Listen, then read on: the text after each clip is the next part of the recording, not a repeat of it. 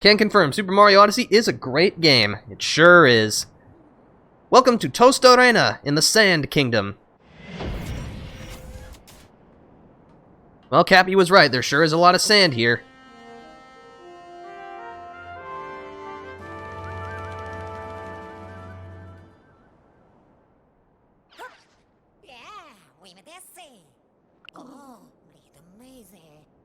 Well, technically deserts are usually hot, but they can also become quite cold at certain points in the year, depending on climate and other factors like that. That's right, you just got a free science fact out of this. Okay, so we need 16 moons to head on to the next kingdom, but first we're going to use this wardrobe. Switch back to the Mario hat. It's classic. It's iconic. It's Mario. Anyway, we should see why everything is unnecessarily cold.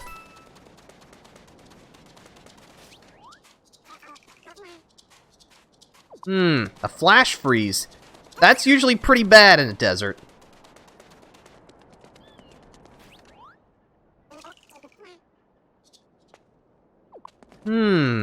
Interesting. Oh yeah, so you can open up the map with the minus button.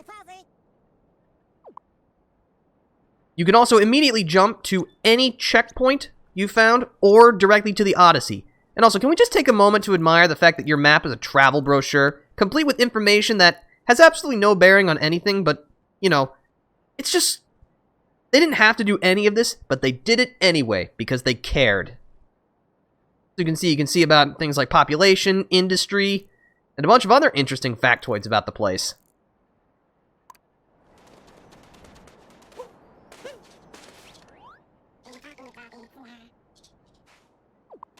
Towards the ruins, you say? Alright.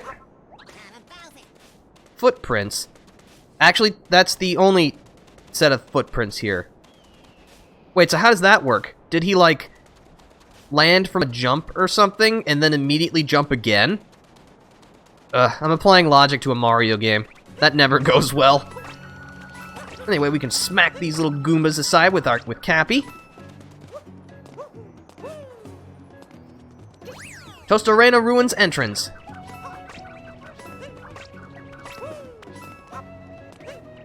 Let's see. What? Oh, I haven't asked how everyone's doing today. How inconsiderate of me. So how's everybody doing today? I hope you all are doing absolutely fantastic.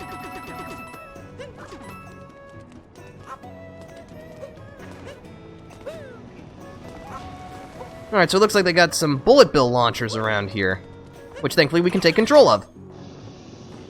You can just guide bullet bills kind of wherever you want, though they will eventually detonate after a period of time, so you can't fly forever, unfortunately. I wish you could, but you can't.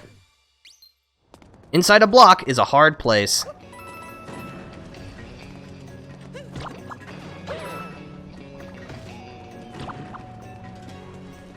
If you happen to have taken any damage, checkpoints will also recover your health.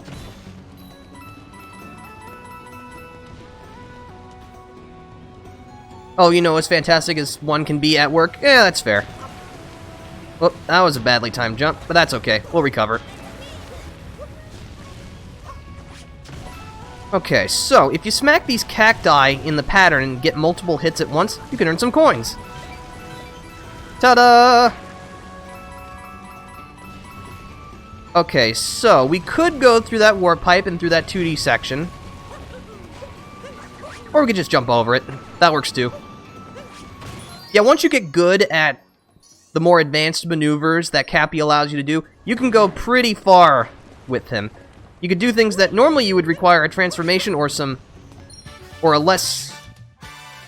what would it be? From a crate in the ruins. Yeah, you know, just in a less direct manner.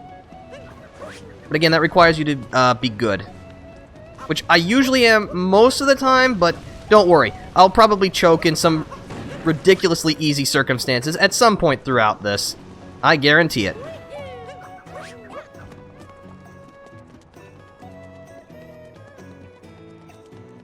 Okay, so we got this big central tower, which unfortunately we can't platform our way up just up the side, so we'll go through the 2D section with more bullet bills. By the way, getting hit in a 2D section will not cause you to shrink, like in the original Super Mario Bros. You'll just take a hit. It's still something you should avoid, though. Just like in real life. You should try to avoid getting hit as much as possible. It's not fun. Unless you like pain, in which case, yeah, I don't really know what to say about that.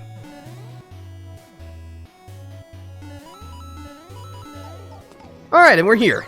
The Toastarena Ruins Round Tower. Atop the highest tower.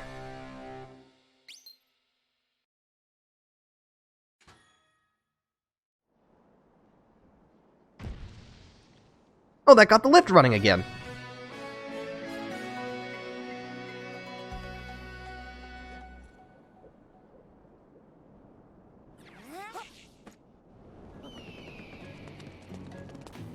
So these little devices here are called hat launchers. If you throw Cappy at them, they'll fling him in the direction they're facing. This can be used to throw your hat a distance that you wouldn't be able to reach normally.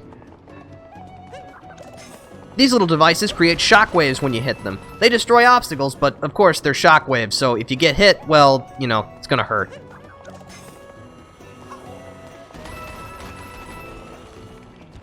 I'll collect these regional coins. It just makes things easier later on, since I'm likely to not forget those. But yeah, each area has either 50 or 100 regional coins, and you can only use that area's regional coins at that shop.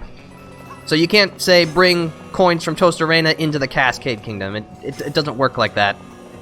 You know, international commerce and all that. We'll just long jump to the island. The Moai Habitat. Alright, so these funky-looking creatures are called Moais. Their special ability is the ability to see invisible objects. Unfortunately, they move really slow while you can see invisible objects, so you'll have to toggle between them. These little icons are called moon shards. Whenever you collect 5 moon shards, you'll earn a power moon. Moon shards are usually hidden relatively close together in the same area, so you don't have to go completely scouring for all of them. By the way, on the subject of invisible things, you don't need to see them to actually be able to step on them, but being able to see them sure helps a lot. More Bowser footprints. Well, I mean, this is Bowser we're talking about. He's always in a huff. Have you ever seen Bowser happy? I can't think of a time he was ever happy. Or... wow, that's actually really sad when you think about it. Oh, now I feel bad. I'm sure I'll get over it, though.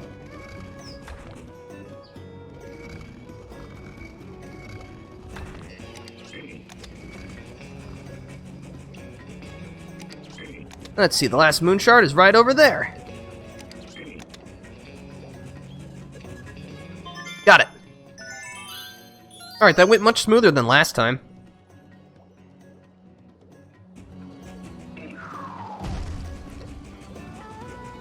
Just stomp our way right over there. Oh yeah, I forgot. You can discard something you've possessed by pushing ZL.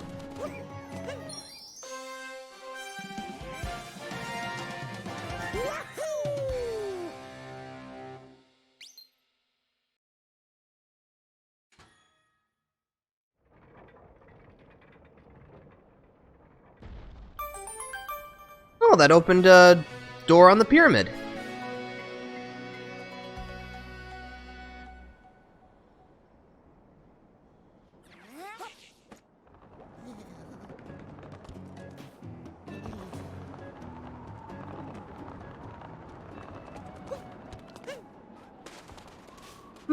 Set of binoculars. Let's have a quick look, shall we?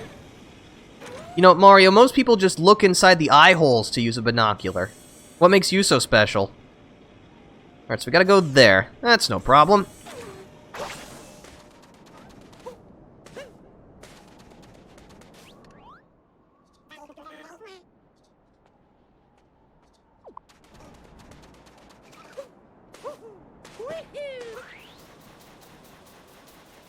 Alright, so we'll do a quick little roll. Rolling allows you to move much faster, particularly if you're going downhill. Though you do lose some control as you speed up, so you want to be careful about that.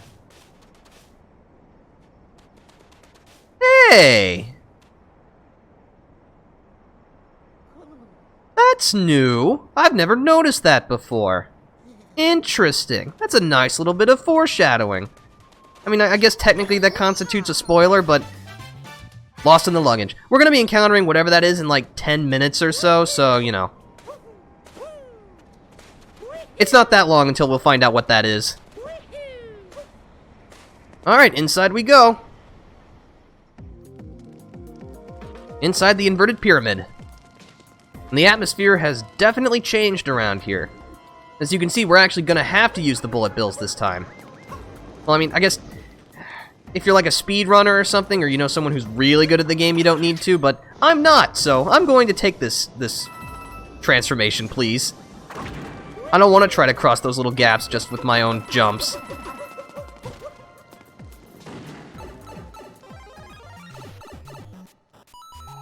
Okay, so we got ourselves a little bit of a interesting gravity challenge here, reminiscent of Super Mario Galaxy. Based on the color of the wall, it'll determine where the gravity will take you.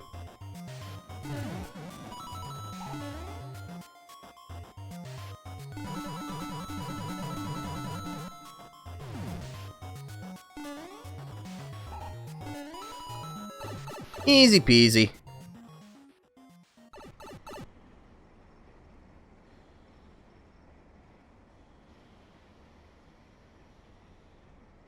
Oh, nope, that's not what I wanted to do. Sorry, I got easily distracted by something.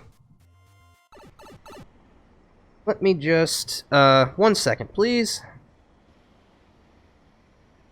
Excellent, okay. Sorry, my Twitch mobile app decided to malfunction, as it usually does.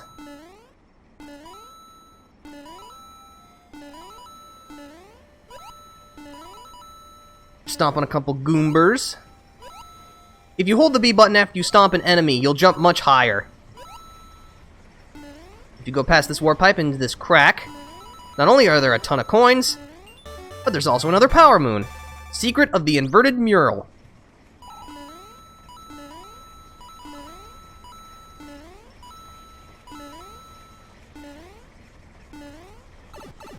Alright, and back in we go.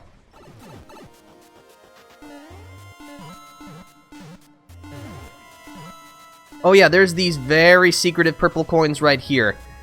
I'm definitely going to forget about those if I don't pick them up now, so I'm just going to save myself some trouble. Bash through these blocks right here as this really cool effect where the bullet bills go from 2D to 3D. That's such a cool idea. Ooh, another king heart.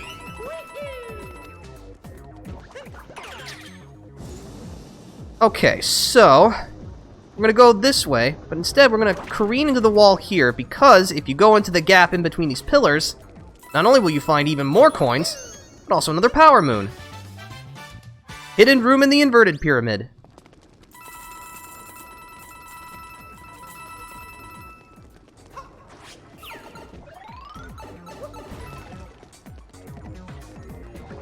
Okay, I've seen speedrunners jump this gap without using a bullet bill, but again, I'm not a speedrunner, so I'm just going to take a bullet bill.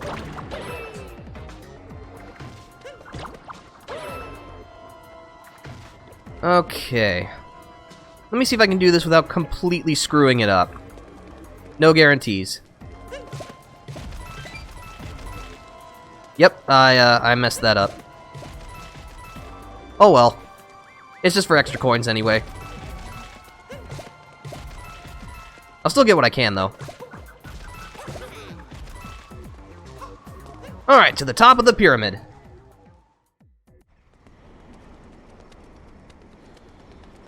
Here's a heart here if you need a little bit of refreshment.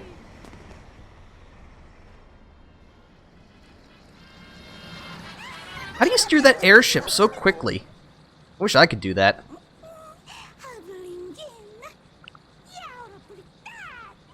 Well, I mean, I'm pretty sure Bowser wouldn't invite us anyway, so no real harm there. But anyway, this is the second of the Brutals, Harriet. she'll fling bombs at you. Of course, if your timing is good, you can smack them right back at her.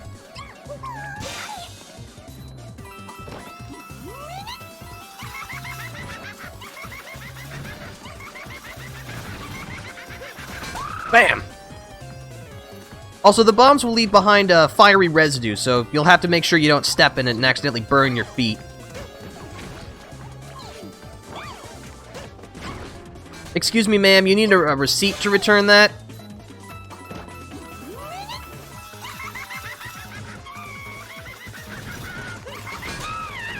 Ow! She landed right on top of me.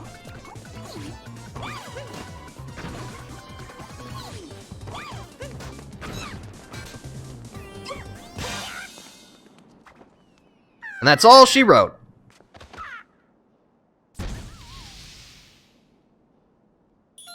Ooh, another multi-moon.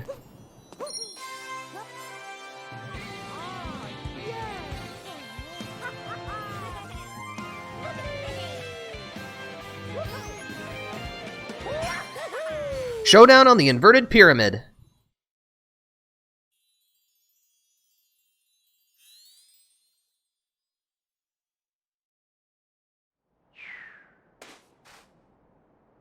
Oh man, that fight took so long that it became nighttime.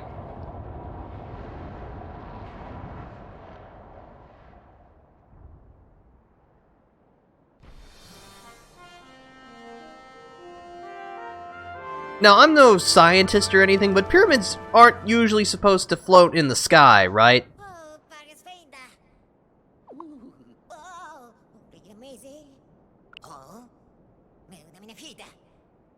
You have no idea how much trouble he makes. Alright, well, it's like they say. Sometimes things have to get better No, I completely ruined that. Sometimes things have to get worse before they get better. Also, the undead are rising, so that's good.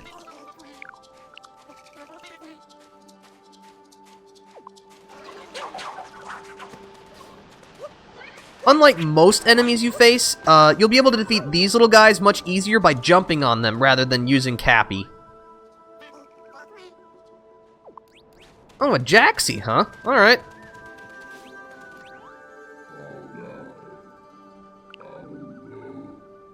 $30 coins? Sounds good to me.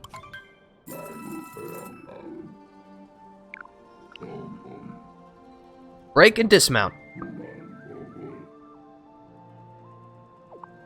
Yeah, and the Jaxie's not kidding.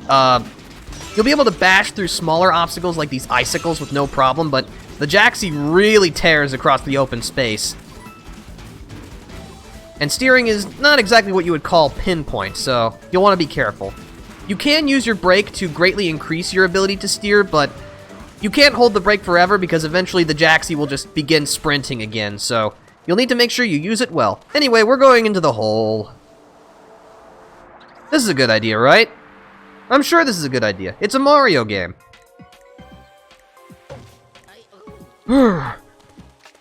Underground temple.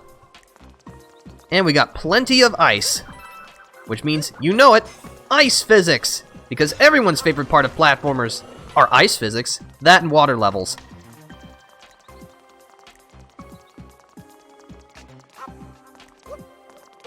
Oh, there's a Goomba. Excellent. Let's give it a quick cap toss. No, we're a Goomber. We're not exactly, you know, pinnacle of athleticism here. We can't jump very high, and we don't even run very fast. But we don't slip on ice. And we can even stack Goombas on top of other Goombas. Hey, I'm one of you! Although I guess, you know, you see the hat, and you're like, hey, that's Mario's hat. That's probably Mario, possessing one of our own. We should probably stop him. Is this gonna be tall enough? If I do that, it will be. Goomba Tower Assembly.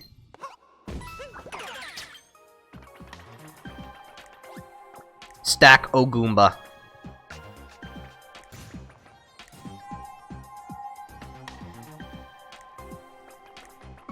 Oh yeah, I also forgot to mention, the creature that you're capturing, or thing, if it can, also gains Mario's eyes. You'll notice that the regular Goombas have the regular eyes, but the top Goomba has Mario's eyes. Weird.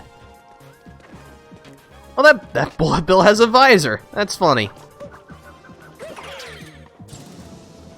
So we'll take control of it and fly right over here.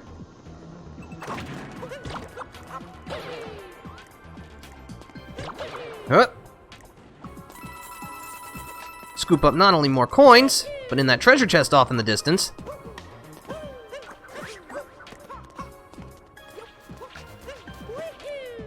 There's you guessed it, another power moon. So yeah, they kind of spread power moons like almost everywhere. It's kind of ridiculous. I think that's both a good thing and a bad thing. It's a good thing because, you know, you'll be collecting power moons at a much faster rate than you would in something like Super Mario 64 or definitely something like Super Mario Sunshine. But it can also make the moons feel kind of meaningless in a way. Like, you know, there wasn't any kind of grandiose challenge you did to get one, so it kind of loses a little bit of its value, but I don't know. It's just something I've noticed. This must be where the binding man once sat. Now, I'm going to attempt a more dangerous trick here. I'm probably going to mess it up, but can't say I didn't try. Oh, Fab Money, thank you for following. I appreciate that. Also, hello, it's good to see you here again. Wasn't this like the same place you entered last time? I think it is. That's some good timing you have. Okay, just a triple jump. Okay, now, ground pound jump.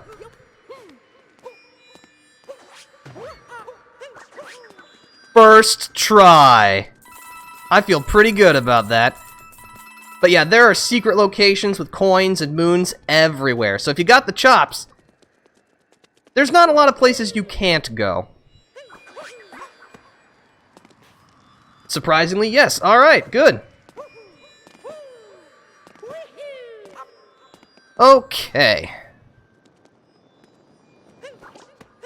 Wow, and I got to this point much faster than I did last time. I guess when you just did this section 2 days ago, that's what happens.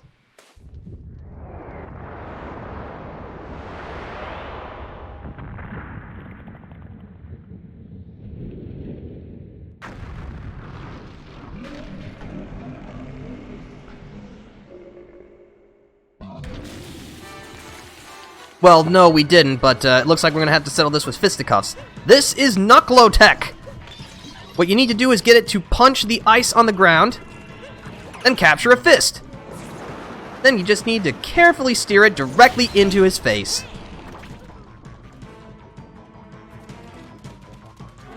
If you need some health, you can have Knucklotech smash the ice blocks with hearts in them.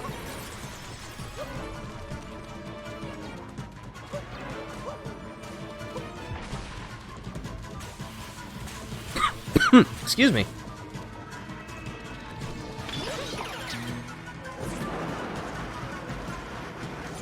Whoosh! Alright, one more hit and that'll do it.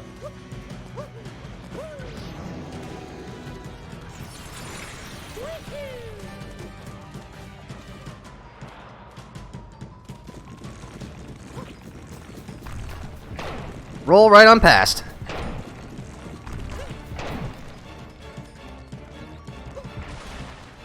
Oh, great, more icicles. Right here, big guy. Thank you.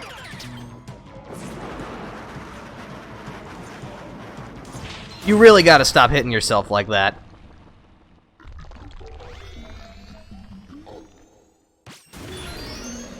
Alright, so I'm pretty sure we just destroyed a priceless artifact that was been around for millennia, but hey, we got some power moons out of it, so I think that's a worthwhile trade, don't you?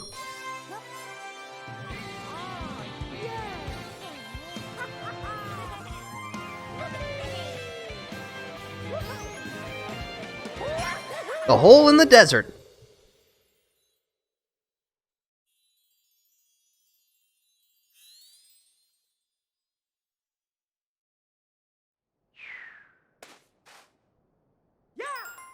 All right.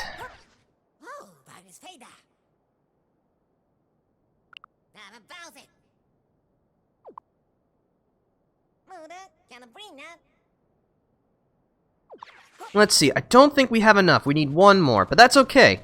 Once you've cleared a world, or Rather, once you've solved the major problem in that world, these two people will show up. First is the Hint Toad. If you cough up 50 coins, he'll mark a power moon on your map. The other is Uncle Amiibo. I'm not sure who he's uncle to, but I'm sure it's confusing and weird anyway. But if you've got Amiibo, you can tap them to basically get a free hint. Uncle Amiibo will mark a power moon on your map, but I have no Amiibo, so we're just not going to. Okay, so we need one more power moon. Fortunately, I know where we can get one. This is the Crazy Cap. It's the, I guess it's the haberdashery of the worlds. Basically, you can buy all kinds of different stuff here. You can buy life up hearts, a couple power moons, and some cosmetics. First, we're gonna get the power moon.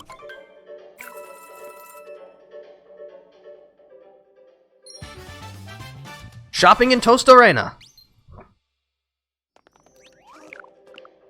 And then, well, I mean, you know, there's literally a speedrunning category where the goal is to purchase the boxer shorts as soon as you can. But I'm not going to wear them. If you want to wear them, that's fine. But I feel like wearing them in a desert is a really bad idea. This is where you spend your purple coins, but unfortunately we don't have enough for anything I really care about. And we'll be buying everything at this counter eventually, so don't you worry about that. Swim trunks, yes. Unfortunately, I'm not going to wear them. But now we've got enough moons. And that took less than an hour, which is really impressive when I think about it. Okay. I hit the door and I hit the globe in the same throw. That's not impressive at all, but it still pleases me.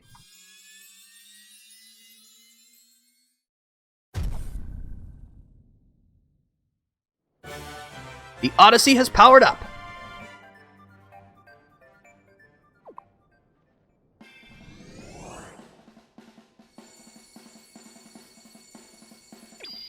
Oh, a fork in the road.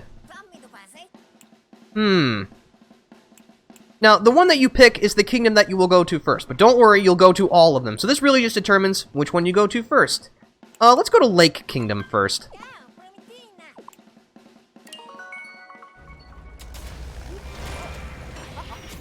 You're about to go swimming, you gotta change? That is a fair point.